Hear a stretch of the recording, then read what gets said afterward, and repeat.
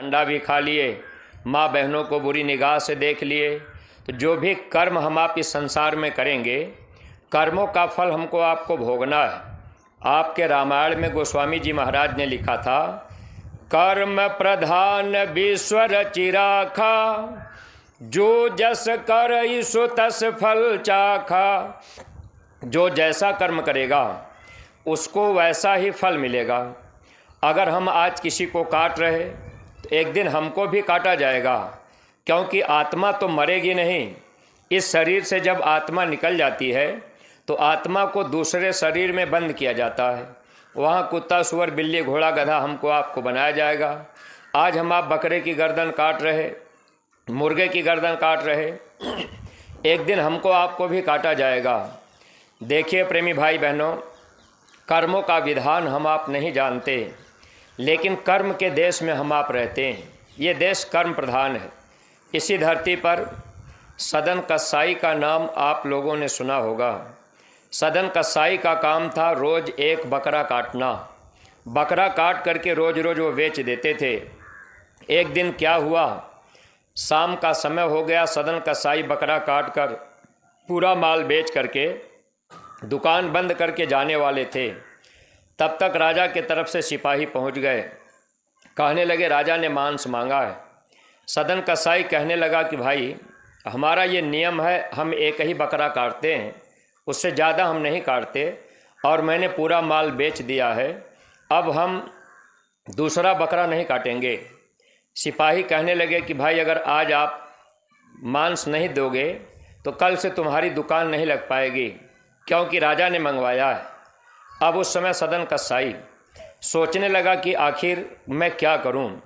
मजबूर होकर के सदन कसाई अब बकरा सोचा कि बकरे को नहीं काटेंगे, गर्दन नहीं काटेंगे, एक टांग काट करके उतना माल हम दे देंगे, बकरा रात भर जिंदा रहेगा, कल सुबह हम उसकी गर्दन काट देंगे।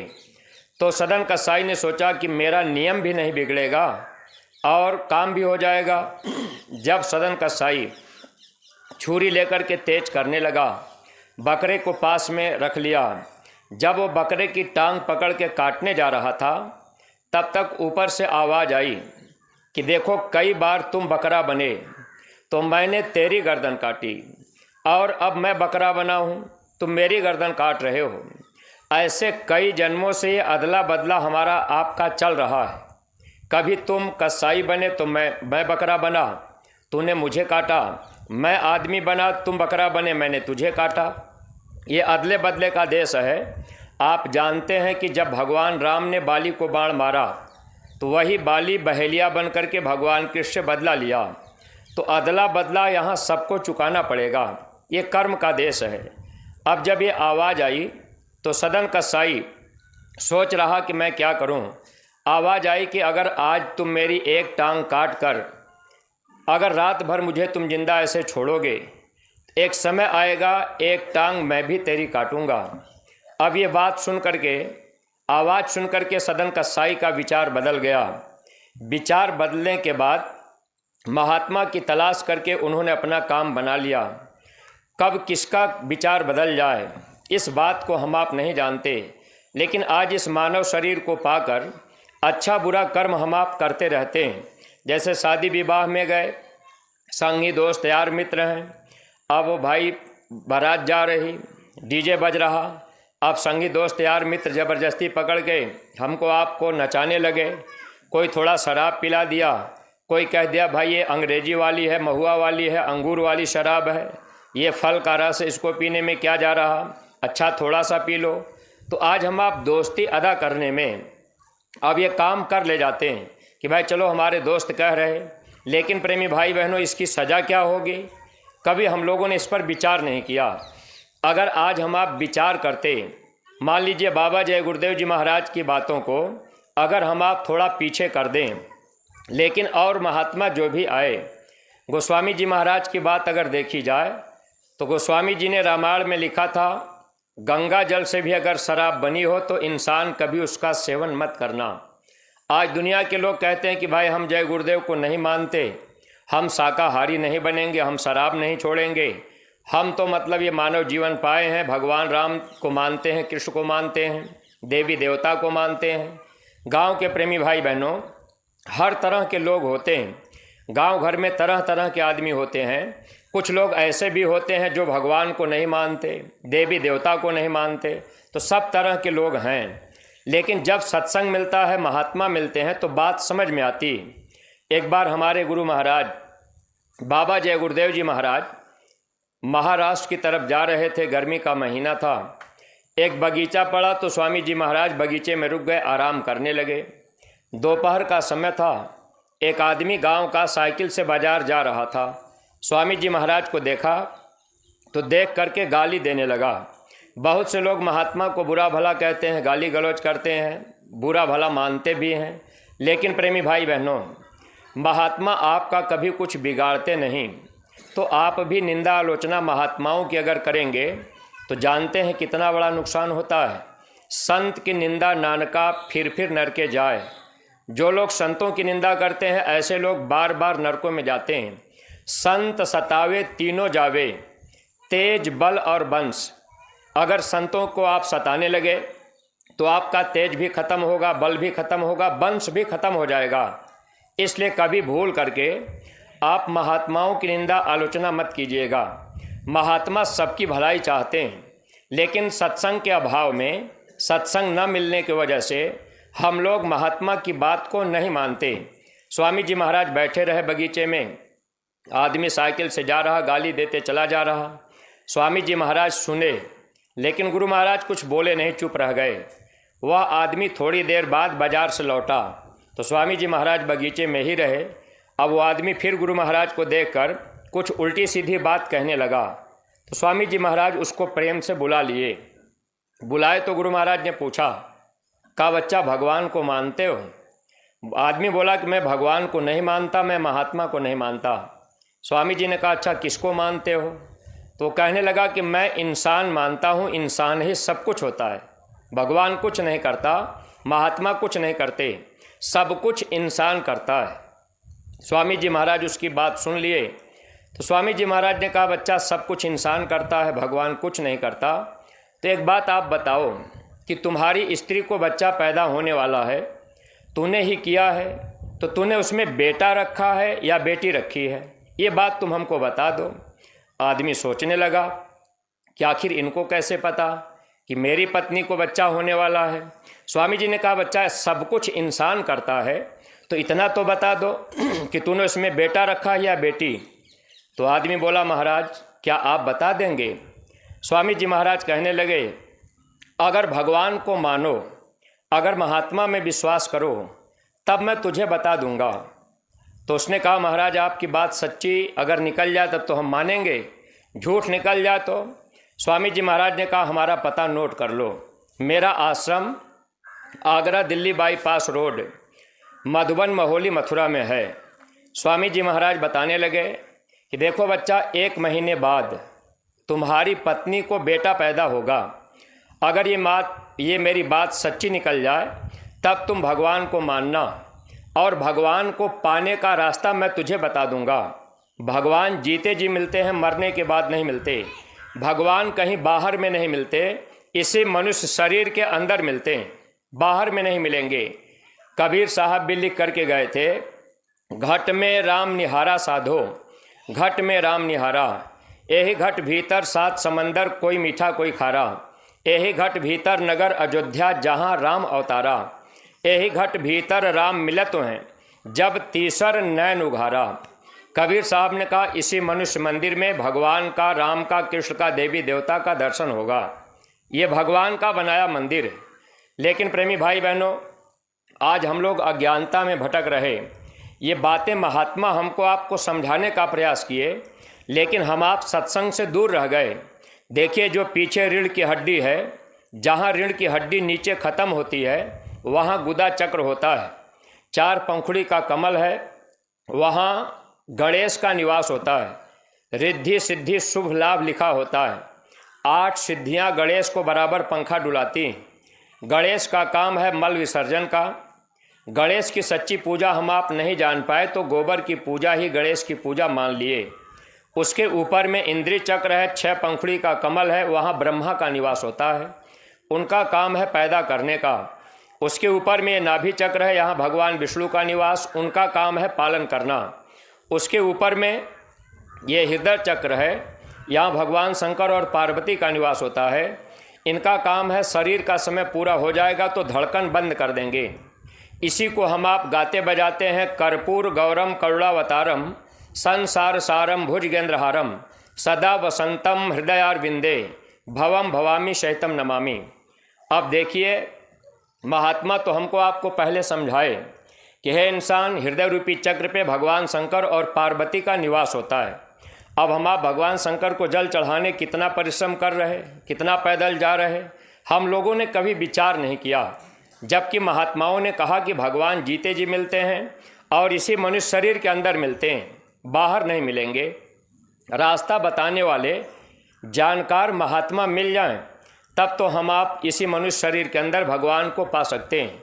ऊपर में एक कंठ चक्र है, 16 पंखुड़ी का कमल है, यहाँ अष्टांगी महामाया आद्या महाशक्ति का निवास होता है। इसी को हम आप गाते बजाते हैं।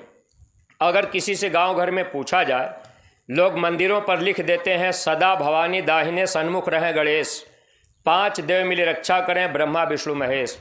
तो जो बाहर आपने ईंटे पत्थर के मंदिर बनाई, उस पर आप लिख देंगे तो उससे कुछ नहीं होगा। सच्ची बात यह है कि ये भगवान का बनाया मंदिर है।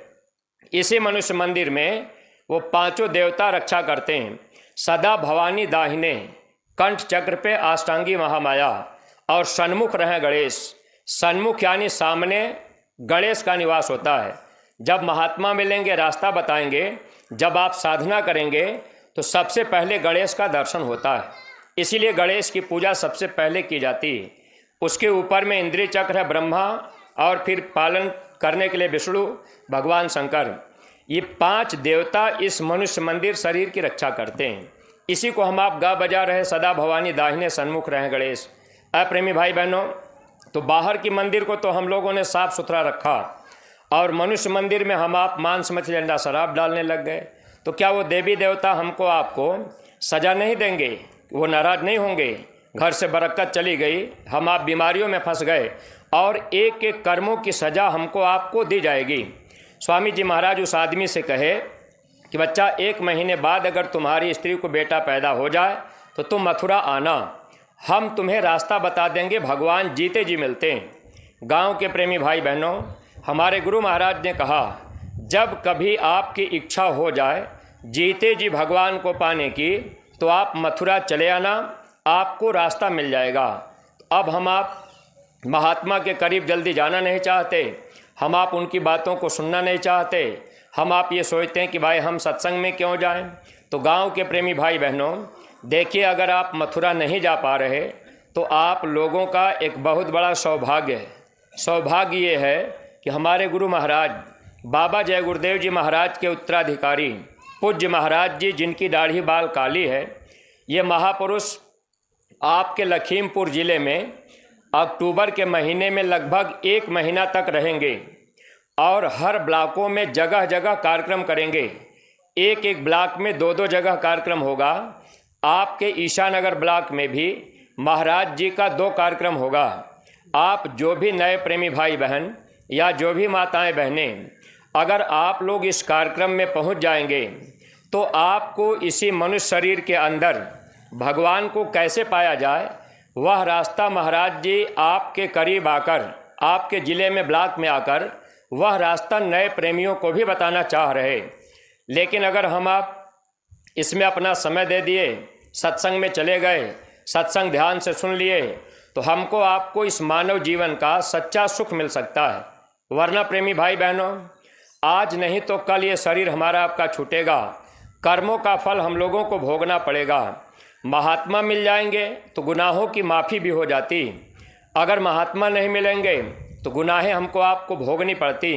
जैसे आज ये मानव जन्म मिला, हम आप शराब भी पी लिए, मंदिर को हम लोगों ने गंदा कर दिया, किसी जीव को मार काट करके खा लिया। अब तो हम आप इस मानव जन्म को पाकर, जैसे इस समय आप देखिए बहुत से प्रेमी भाई बहन जल चढ़ाने के लिए कांवर लेके जा रहे, लेकिन अब आप रास्ते में जा रहे तो आपने गांजा भी पी लिया, तो जानते हैं इसकी सज़ा क्या होती है? आप कबीर मंसूर उठा के पढ़िएगा। महात्मा हर बातों को लिख करके गए, लेकिन हम लोग सत्संग से दूर हो गए, हम लोग सत्संग नहीं सुन पाए, इसलिए हम आप अज्ञानता में देखा देखी जो मन कह दिया हम आप उसको खाने पीने लग गए।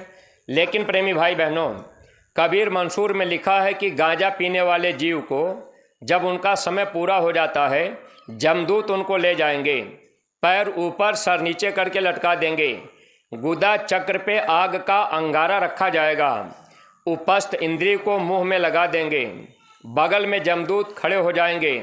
अब वो मुकद्दर से पीटेंगे, कहेंगे जोर से खींचो। जैसे आज हम आप गांजा पी रहे, चिलम अब ऐसे लगा के खींच रहे, आग निकल गई, धुआं अंदर ले गए, फिर बाहर निकाल रहे। ऐसे गांजा पीने वाले जीवों को इस तरह से सज़ा दी जाती है। पैर ऊपर सर नीचे करके लटकाया जाता है, टट्टी के रास्ते पे आग का अंगारा रखा जाता है। इतनी अपार पीड़ा 10,000 साल तक जीव को ऐसे वो तड़पाते रहते हैं। तो प्रेमी भाई बहनों, आज हम आप शराब पी लिए, आज हम आप ये सोच लिए कि भाई हम तो अंगूर वाली शराब पी रहे, अब संगी दोस्त यार मित्र के शादी में गए, अब हम आप पी तो लिए लेकिन कर्म तो बन गया। अब इसकी सज़ा हमको आपको भोगने के लिए अब हमको आपको नरकों में 84 में जब डाला जाएगा तो कोई संगी दोस्त बचाने आएंगे, कोई वहाँ हमारी आपकी मदद करेगा। जब धर्मराज के दरबार में कर्म का हिसाब होगा तो ये नातेदार रिश्तेदार सगे संबंधी ही छूट जाएंगे। धन दौलत रुपया पैसा सब यही पड़ा रहेगा।